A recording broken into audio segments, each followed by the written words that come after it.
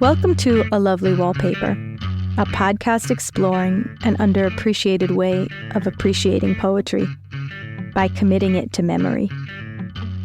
To know a poem by heart means having a worrystone, a provocation, a comfort, a quick exit, always close at hand. Lose yourself in a poem, gain a world with its mastery. The art of losing isn't hard to master. So many things seem filled with the intent to be lost, that a loss is no disaster.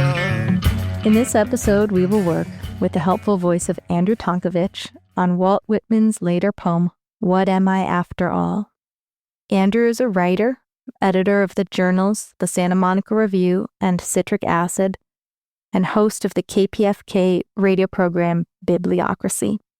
So he is a longtime booster of the literary community here in Southern California, but today we are here to talk about a role that is new to him, that of art curator.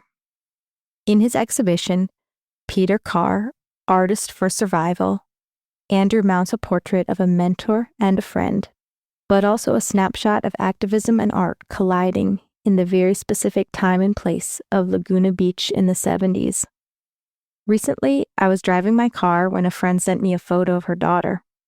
There was no text to read, so Siri took the liberty of describing the photo.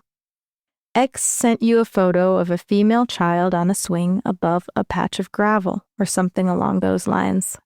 The day after, I was reading a picture book to my kids, and one of them pointed to the page and said, "Can you tell me about the picture the way Siri does?" I don't think Siri is much of a wordsmith, but it made for a funny exercise as we tried to wax robotic over the page of a golden book. I retell this story just because it is always funny to spend a lot of time talking about visual art that you cannot show. So I'd encourage listeners to look up some images of Peter Carr's art, or better yet, if you are in SoCal, go and see the exhibit in person at Cerritos College Art Gallery before it closes on December 13th. Hello, Andrew. Thanks for joining me today. Nice to be here. Thank you. So tell me a little bit about your relationship with Peter Carr and how you came to be the longtime keeper and now curator of his giant stash of paintings and drawings and writings.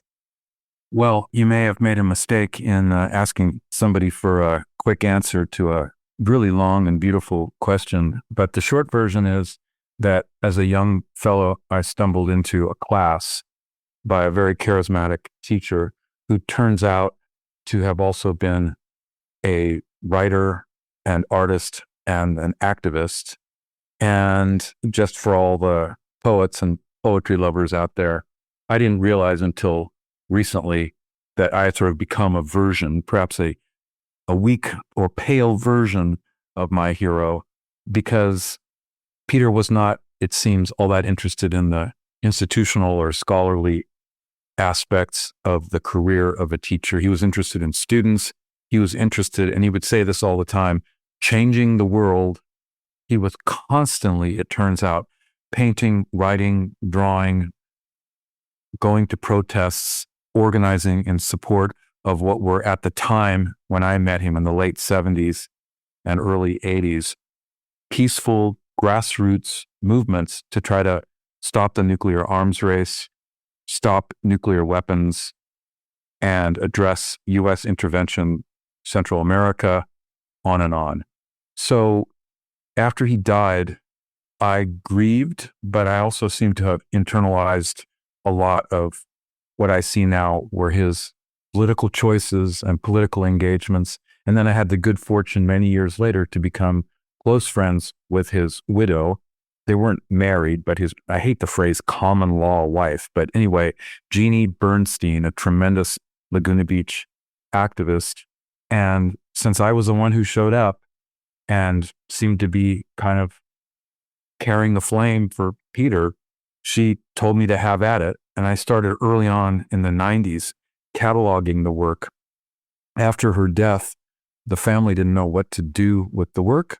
And I arrived at the time with my minivan, and I just packed it all up and took it away because otherwise it wasn't clear to me that it was even going to survive. So I've I've been holding on to, I'm not making this up, hundreds of notebooks, thousands of paintings, unpublished manuscripts, and copies of the 7 or 8 self-published books of prose poetry and poetry that he produced. Incredible. How many works do you have on display at the exhibit?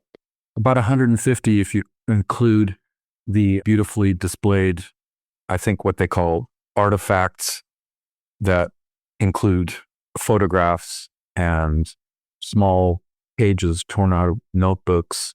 And the larger pieces are hung on the walls, of course, and displayed quite beautifully by my collaborator, Professor James McDevitt, who is the guy I owe all this to in terms of moving me along on my own quixotic, until now anyway, quixotic journey to try to proselytize on behalf of Peter and to remind people of the grassroots movement at the time that he seems to put much of his art and writing in service to. The paintings are small, they're large, they're black ink on paper, they're produced seemingly overnight on giant pieces of recycled cardboard. He was kind of a nut. He was kind of an urgent producer and constantly, it seems, painting, writing. It also turns out I discovered that he was a sculptor and he also made jewelry. He also played the banjo and the guitar, which I didn't even know until I started going through his work. And somewhere in the pile of materials that I have stored, there's a couple of unpublished journals from his time as a Fulbright scholar in India. And I'm afraid to even open it, but it looks like maybe even a novel in there as well. So he died at age 55, quite suddenly. I'm sure he didn't expect that because he had lots to do. But I have to say, there's very few people I've met who've achieved, who've produced, who've created so much in one life. And I've just been lucky to be able to kind of tend to the work and learn about him and be inspired, I have to say.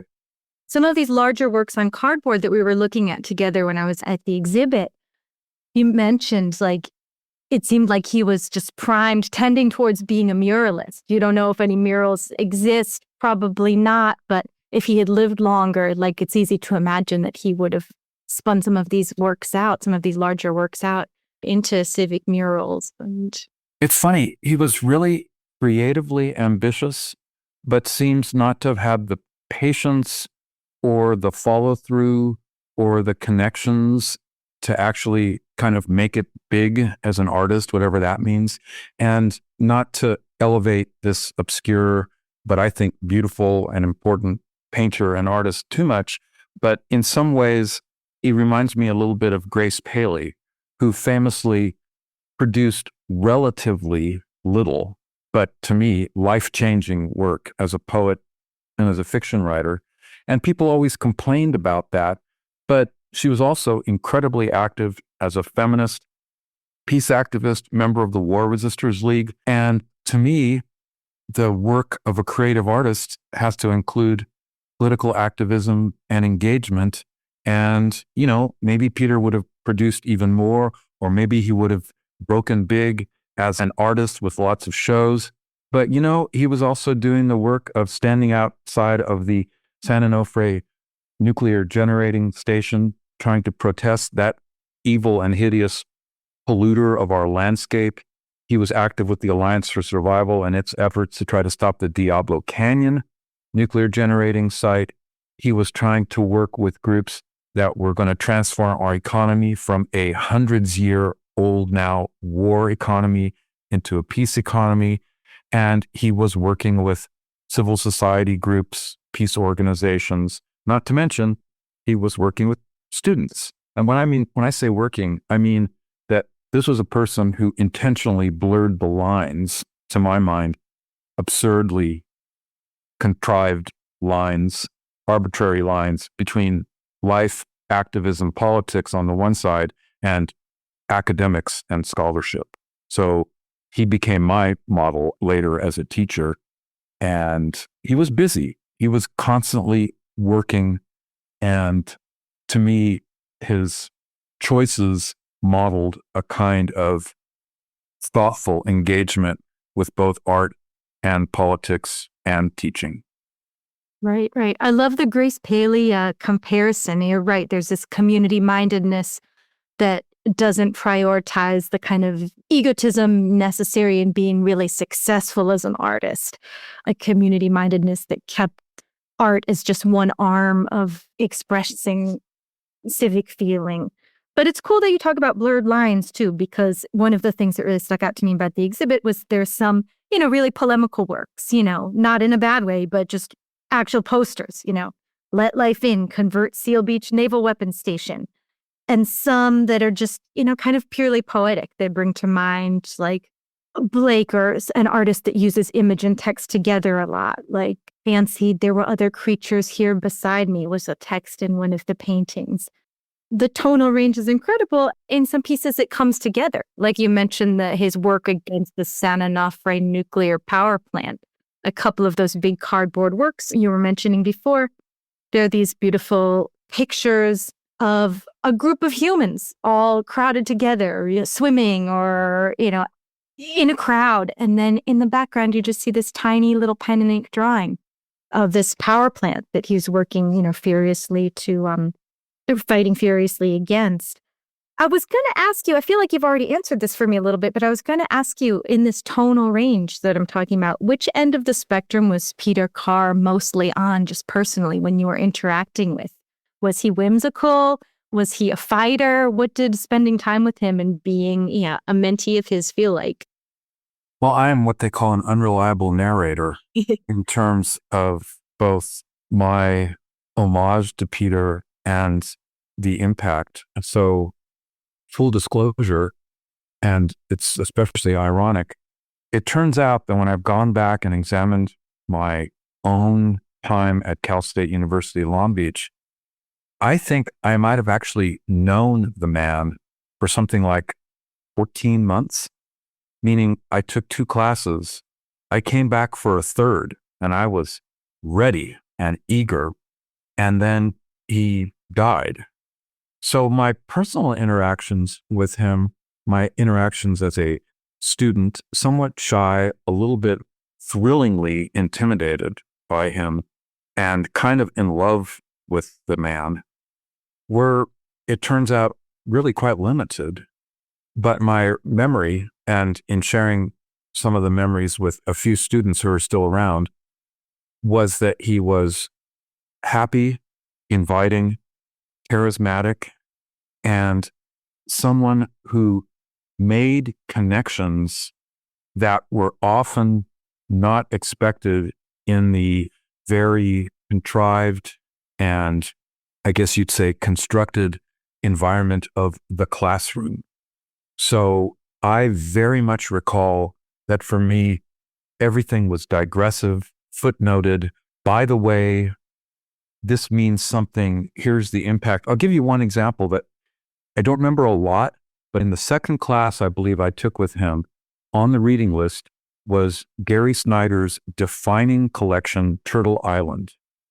And this mattered in so many ways because of obviously the text and Snyder's history and his relationship to the beats and his study of Asian and Indian and other traditions, and just his skill as a wordsmith and all that.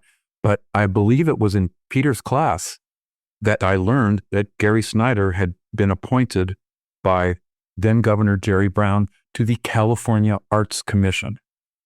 I mean, if that doesn't make an impact on you about the relevance of what you are reading and its kind of reverberation into the real world, I don't know what would. And that's what I remember very clearly, that I was reading a poet citizen chronicling our moment beyond some focus on meter or tradition, but that this was happening in real life. And there was so much happening then at real life, just to be the old guy that I am with my apprehensions of history, especially at our extremely difficult moment right now. But this was the time of mass movements, to try to address the arms race. It was people gathering in peaceful, nonviolent protest. It was in the air if you wanted to breathe it. And then almost overnight, kind of like right now, we had this comeuppance, this pushback, this reactionary Reagan revolution, so-called, where my vision of what the future was going to be like, Peter's, of solidarity, ecological justice, restoration, anti-racism, feminism, stopping the nuclear arms race, was, of course, as they always do, destroyed, at least temporarily, by Reagan and his cronies. And also Proposition 13, which people might not remember, was an assault ultimately on public education in California. So the little tiny nightmare that we're living right now with the ascendancy of ultimately what is the end result, the logical result of Reaganism in this fascist clown Trump, that's what I was experiencing as a young guy. And as you can see, Abby, that really defined me politically and also kind of outlined my desires, I guess. So I find in Peter's gestures toward capturing struggle and community, I find both an idealized but a kind of idealizable world because I got a glimpse of it. Right, right. You've mentioned to me that what you find one of Carr's most fully realized works is his poem, his long poem, Aliso Creek. I got to have a look at the actual chapbook of it when I was at the exhibit, and it was just beautiful. It was this kind of long, narrow format, almost like a huge child's flip book with these charcoal drawings and the poem in conversation with each other.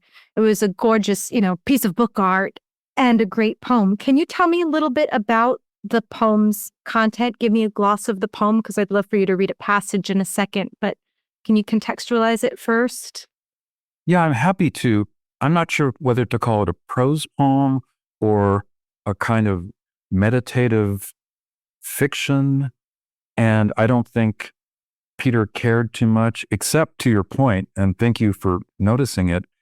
He's created something with this sort of what I call portside and starboard interactive narrative, where he has these anthemic, epigrammatic kind of phrases or slogans that are accompanied by these gorgeous drawings. And on the left side, he's got the through line story, which is part autobiographical, part a sort of ecological cri de coeur, part an homage to the place and to the indigenous culture, and also his constant engagement with the moment. It was published in 1974, very much self-published. I can find no evidence that he even tried to send his work to maybe the places you and I have sent our work or have tried to get published, more conventional publishers. And I cannot find him included in any of the recognizable journals of the time. So I don't know what's going on there, except he seemed to have believed in his own mode of making art, producing it himself in this sort of outsider artist, arts and crafts kind of way. And I see now a kind of wisdom in that. It was all DIY. It was self-taught. He's a so-called outsider artist, but that means he made no compromises. And there's a directness in engaging with your community rather than looking for a middleman to promote. Exactly. So no editorial interruptions in his work. And he would go with a fold-up card table with a little sign that said, posters $1, books $1, jewelry $2, and he would just sell his stuff. And then, of course, he didn't need the money because he had a gig as a professor at Cal State Long Beach. He would donate it to the various causes that he was involved with. So Anthem, Aliso Creek, and I mention that because in some of the references to it and in the title, he includes the word anthem, which I think is really important, very Whitmanic kind of writing. And so what it is a capturing a moment of meditation and observation from his place, which for people who don't know geographically, Aliso Creek, South Laguna, this is north of the San Onofre nuclear power plant, down right on the Pacific Ocean. It still continues to be a gorgeous place on the California coast. And as far as I can tell, Peter walked the beach. He observed. He seems to have been a bit of an angler. He talks about the creatures. I have to think that he swam a lot. I'm a free diver myself. I spent a lot of time underwater off of Laguna, and I just see kelp everywhere in his paintings and drawings. I don't know if people know this, but, we call it the Golden State, and there's lots of associations with gold, but I've read texts where people speculate that what the early so-called explorers were calling golden was in fact the view of our gorgeous bull kelp and the leaves of it, the tendrils of it, floating in the beautiful kelp patches, which are a defining feature and a necessary feature of our offshore ocean environment. So Aliso Creek is, I think, his best writing. And my friend, the poet Penelope Moffat, who's a very accomplished writer herself, she kind of agrees with me. And we both imagine that we're correct about him finding formally his voice, formally his milieu, the construct, the combining of illustrations and voice. And I'm happy you like it, Abby, because I think it's gorgeous. It's urgent and it's meditative. You were talking about the DIY aesthetic of the actual publication of it and the way the text kind of defies genres, defies those arbitrary genre boundaries. And it made me think of this one piece in the exhibit that you told me you used to hang over your desk, or, you've loaned to the exhibit for this. And the text of that pastel drawing, right? It's kind of a pastel drawing, is I thought the world was going to end, so I did this quickly in a hurry. That's right. And you're right to let listeners know that painting is especially important to me, because in the last 40 years, I've been happily married to my life partner. I've raised a kid. I had a career such as it was as an adjunct faculty member. I've taught. I've been a union activist. In other words, and I was a writer myself, so that always I felt a little guilty about not doing more for Peter. But that sort of call out from Peter about his own sense, whether it was sort of a political doom or maybe somehow he had some, I don't know, I'm not into the kind of, I guess, superstitious stuff, but clearly he was right about his mortality, and he had to get his work done. Number one, because he had so much to do, and number two, because he died at age 55 of a massive heart attack in the classroom on campus, and that was it. Goodbye, Peter. So that is a very moving and inspiring and frankly motivating piece for me, and I really cherish it. It's a funny landscape, I guess you'd call it, because it's hard to make out exactly what the scene is. It looks to me like some kind of tiny ecological disaster or kind of a car accident. It's very beautiful, but it's a big kind of a messy interactive scene that does suggest a small catastrophe. Right. Very colorful. But rendered in these colors that make it actually very cheerful at first glance or whimsical. Yeah, you're right. I hadn't thought about that. It's not unpleasing to look at, but if you stare at it long enough, you can see the kind of doom that or the fear or the anxiety that he's also offering. Right. Will you read me a passage of Aliso Creek? This is from the beginning of Anthem, Aliso Creek. Everybody watches on the tube as the planet slides into the galaxy, bearing 2 brief lives and much death, where all this is needed by God for his big plan, which sounds groovy and about as big a thing as anyone has ever thought of. There will come too much rain. I know it. All the hills about L.A., and even now where Salt Creek used to be, that they chop and carve and burn, will sink and slide slowly into the ocean. All the beautiful land will go down the rivers with all the wrecked cars, boards, plumbing fixtures, styrofoam cups, cigarette ends, and the poisonous wastes of pill-supported lives. The fumes rise every day to greet the sun. The people do too. They say, "How are ya?" Maybe I won't have to go to work today. Maybe school will be closed. Before I came up this coast looking for money, like all the other white Christian Europeans, I had devoted my life to money and enjoyment, like all other white European Christians back in holy Spain. I hoped to strike it rich and moral, like Henry Ford or Thomas Alva Edison. As we were sailing along, I said to Juan Cabrillo, that is, "Look, Juan, when we get there, God will be on our side, as usual, but in case something goes wrong, we had better take some priests along." He did what I told him, and we all got rich. My brother-in-law got a land grant, and they named a town, a lot of streets, and a university after him. He was good, and he was rich, and he owned everything after the Indians were killed off. His name was Irvine. Mission San Juan Capistrano is no longer a cattle ranch and a jail. They sell weddings there instead of pigeon food, and they charge you 50 cents to get in. The two main features of once holy Aliso Canyon are a golf course and a sewage disposal plant.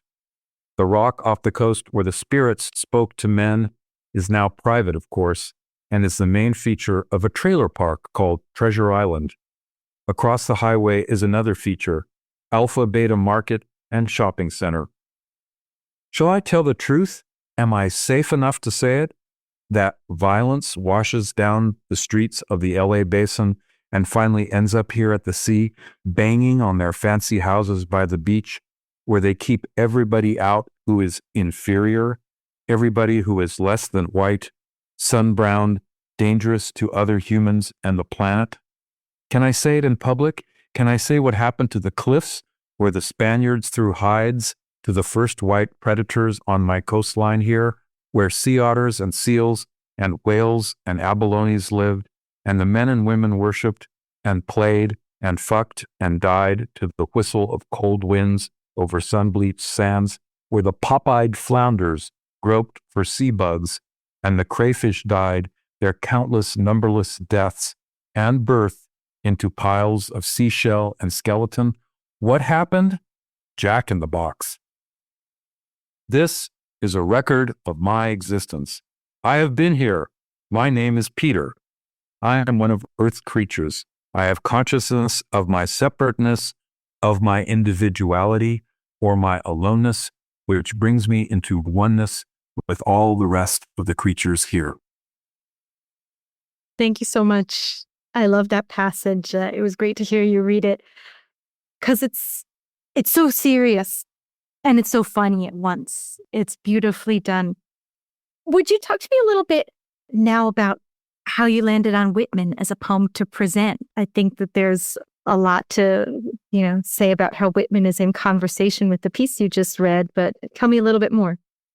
Well, I'm so grateful to you, Abby, and to many people who've asked me these questions, which frankly, I'd sort of been too busy to investigate further. But it turns out my hunch, and probably yours, was right all along for multiple reasons. So I think anybody who just heard me read that passage, which I assume you heard my own joy at sharing it, because it just enervates and excites me every time at his voice. I hear the beats. I hear, of course, Whitman, Lawrence Ferlinghetti. I hear, and then I also see the poet, writer, Kenneth Patchen. I hear some Blake. I hear this inviting and engaging and provocative, and again, very funny voice. I mean, there's these hilarious syntactical jokes in there, and there's a kind of stream of consciousness where the world comes in, he comes into the world, and I had a big hunch, as I said, about all of this. And then finally, I got around to doing the research that I should have been doing for a long time. And I want to read you, Abby, what I discovered was Peter Carr's PhD dissertation. Here's the title from June of 1959, which I had not read until a couple months ago, from University of Southern California. It's called The Comparison of Poetry and Painting, Whitman's Out of the Cradle Endlessly Rocking, and Some Paintings of Albert Pinkham Ryder. Now, I'm a knucklehead. I didn't even know about Ryder, R-Y-D-E-R. He's huge. He was totally huge, and I felt a little foolish not understanding that he was one of the most important landscape artists of the late 1800s. It's not clear that he and Whitman ever knew each other, but they certainly knew of one another. And the PhD argues, perhaps not originally, but it's kind of fascinating for multiple reasons. I mean, it's a PhD thesis, so let's just say it's not poetry, but Peter argues for something that he wants to call the attitude and method. And of course, I think attitude and method is what he then would have adopted, mimicking maybe this thing about attitude and method in Ryder and Whitman.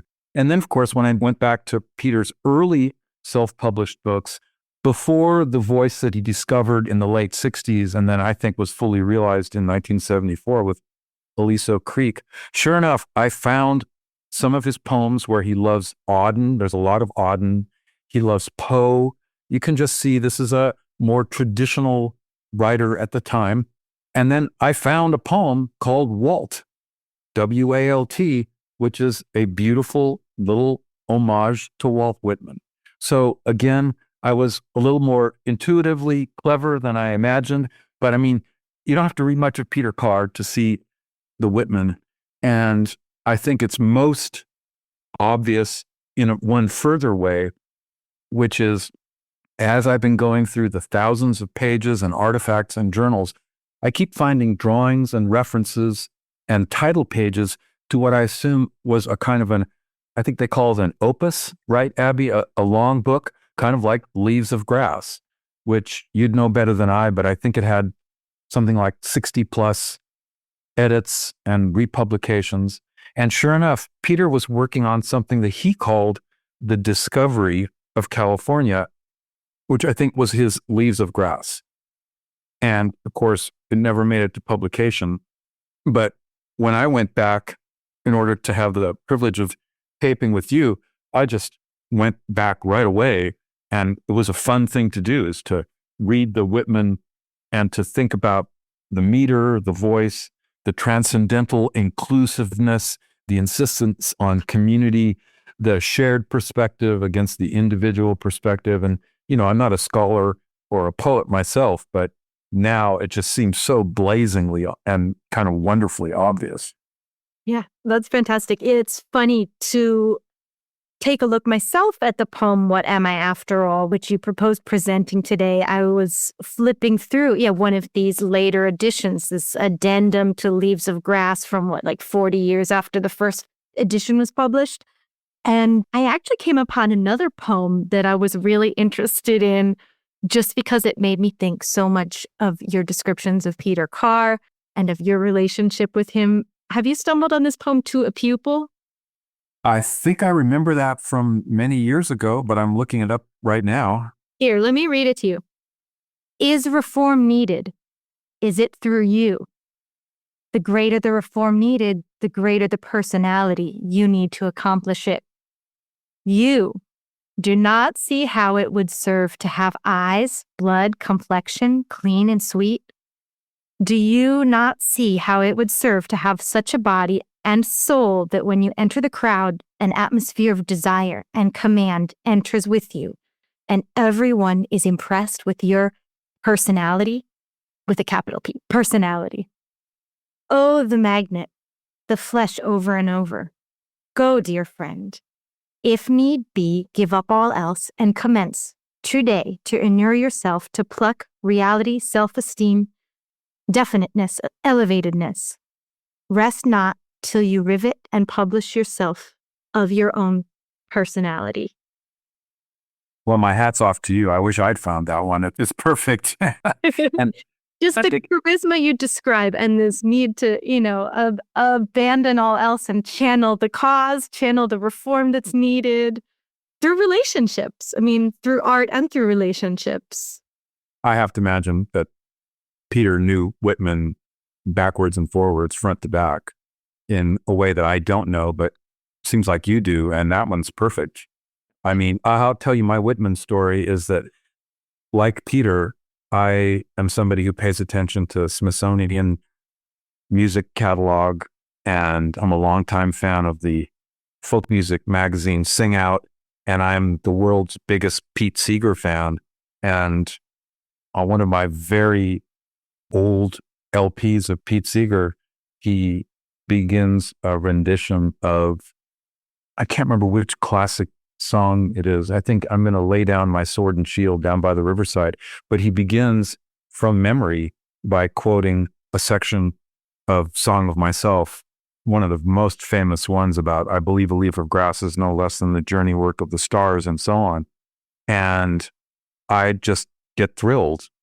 And then he leads in with his banjo to this amazing community sing-along.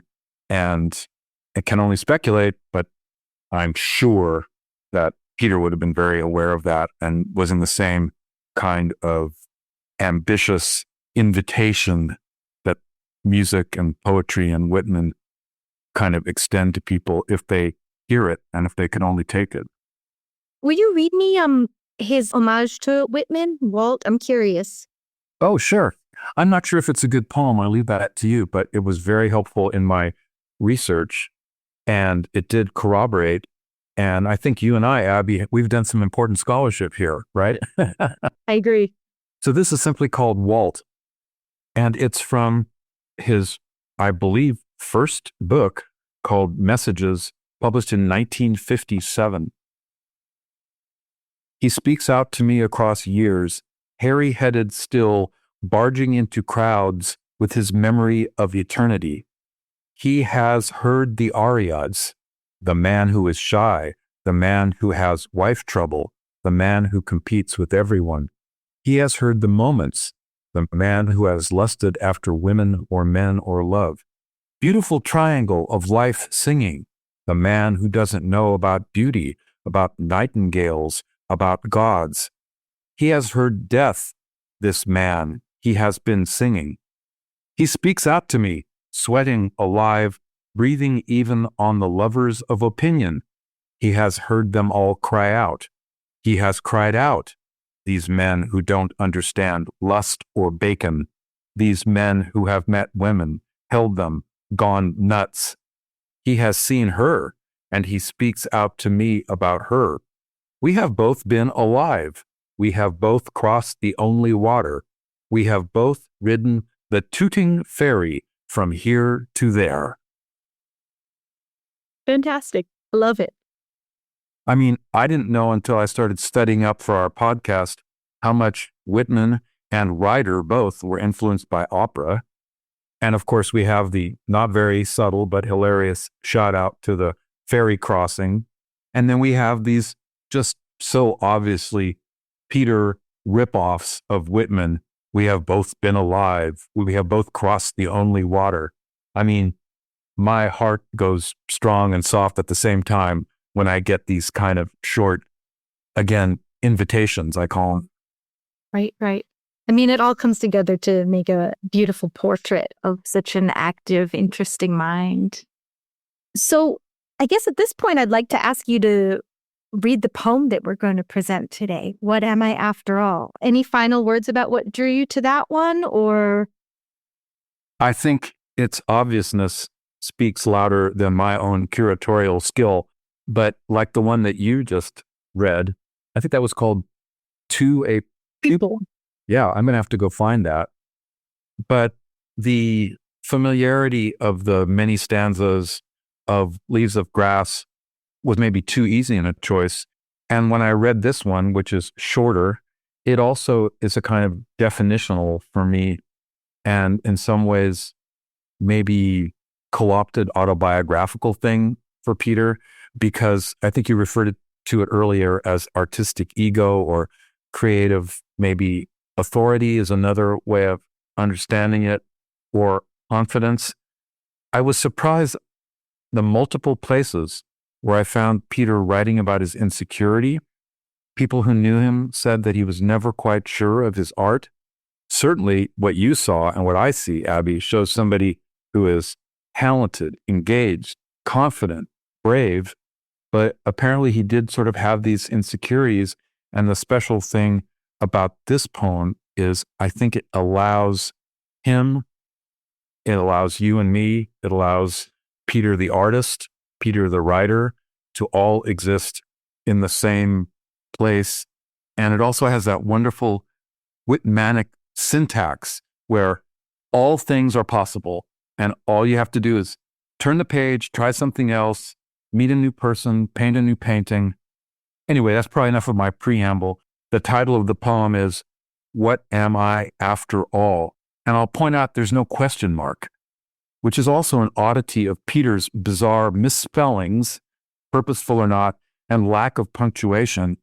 And maybe he's mimicking Whitman, or maybe he just liked that. I mean, there's a funny pun about Whitmanic, because Peter was obviously just a manically productive, creative artist.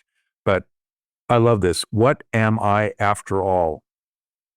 What am I after all but a child, pleased with the sound of my own name, repeating it over and over? I stand apart to hear. It never tires me. To you, your name also. Did you think there was nothing but 2 or 3 pronunciations in the sound of your name? Thank you, Andrew. And now to our poem, which appears in the 8th edition of Leaves of Grass, from one of Whitman's addendums to the opus, a grab bag called Autumn Rivulets. It is a poem of old age and a poem of youthful whims at once. And since What Am I After All is a pondering poem, I think it is a great one to know and keep. What am I after all but a child, pleased with the sound of my own name?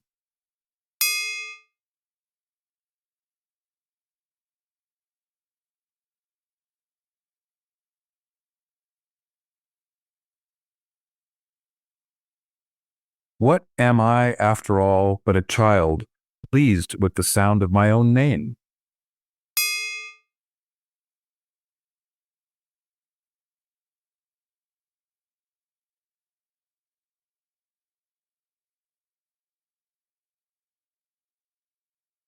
In Andrew's exhibition, Peter Carr, Artist for Survival, there is this charming diptych of small charcoal self-portraits. One image is a nude, side view captioned, St. Peter on way to heaven. The second, face on and clothed in a t-shirt, has the text, St. Peter doubting. An arrow points upwards. A name, like an historical figure, like a person, cannot exist solely as shorthand for something else. Repeating it over and over. I stand apart to hear. It never tires me.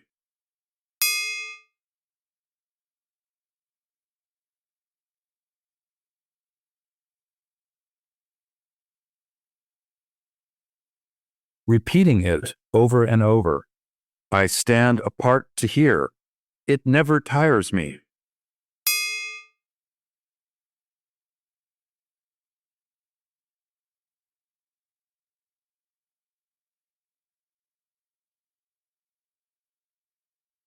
That was the first stanza, and now Whitman turns it back to one of the most famous of all his lines, from the very beginning of Leaves of Grass. I celebrate myself, and what I assume you shall assume, for every atom belonging to me as good belongs to you. He passes along the imperative to ponder the self. Here is the second stanza. To you, your name also. Did you think there was nothing but 2 or 3 pronunciations in the sound of your name?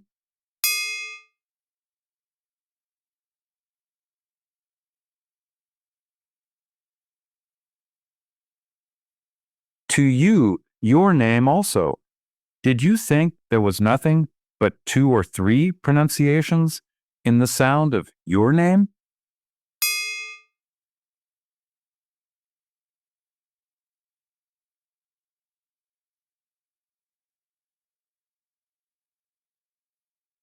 I hope you can keep the poem, and maybe more importantly, I hope you spend a little time repeating and butchering and elevating and reanimating the syllables that make up your own name. Now, here's the poem one last time. What am I, after all, but a child, pleased with the sound of my own name, repeating it over and over? I stand apart to hear. It never tires me. To you, your name also. Did you think there was nothing but 2 or 3 pronunciations in the sound of your name? Thank you again to Andrew Tonkovich. Go check out his exhibit, Peter Carr, Artist for Survival, at Cerritos College Art Gallery until December 13th. And that was our poem. I hope it unfolded for you in a way which made you glad to make it your own. And I hope you can hold on to it.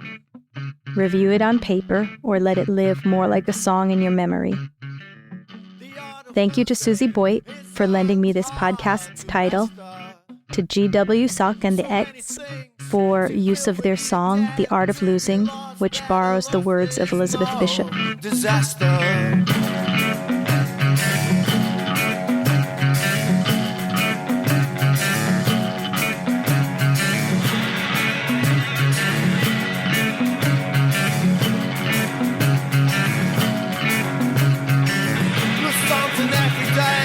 Except the fluster of lost door keys, the hour badly spent.